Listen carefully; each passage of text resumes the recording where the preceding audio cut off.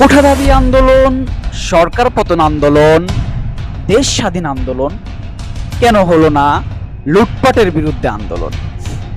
কেন হলো না একটি দেশের পুলিশকে মেরে ফেলার এবং ঝুলিয়ে নৃশংসভাবে হত্যার আন্দোলন? তাহলে কি এই নৃশংস হত্যাকাণ্ড, এই নিজের হাতে আইন তুলে দেওয়া নিয়ে মানুষকে হত্যা করা, এটা কি নতুন দেশের, নতুন স্বাধীন দেশের নিয়ম, নাকি এটা কি নতুন স্বাধীন দেশের সংস্কৃতিতে রূপ নিয়েছে? জানি না ভাই। যাই হোক, সামনের দিকে যাই। একটা দেশের পুলিশকে মেরে ঝুলিয়ে দিয়েছে, কেমন দেশপ্রেমের পরিচয় দিল বাংলার ছাত্র সমাজ। তারা যদি সুশীল সমাজ, সোনার বাংলা প্রতিষ্ঠা করতে চাইতো, তাহলে এই বর্বরতার, এই হিংস্রতার পরিচয় দিত না। এখন বলবেন ছাত্ররা পুলিশ হত্যা করে নাই, তাহলে করলো কারা? ছাত্ররা লুটপাট করে নাই, তাহলে করলো কারা?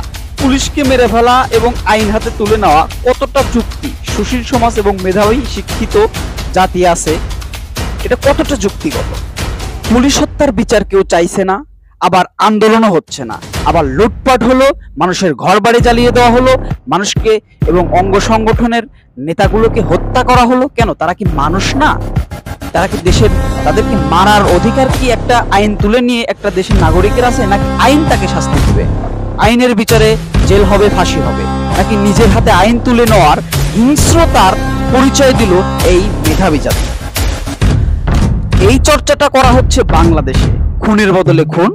ছাত্ররা পুলিশ হত্যার বিচার চায়নি কেন? আমার প্রশ্ন। তারা মানুষ না? পুলিশটা কি মানুষ না?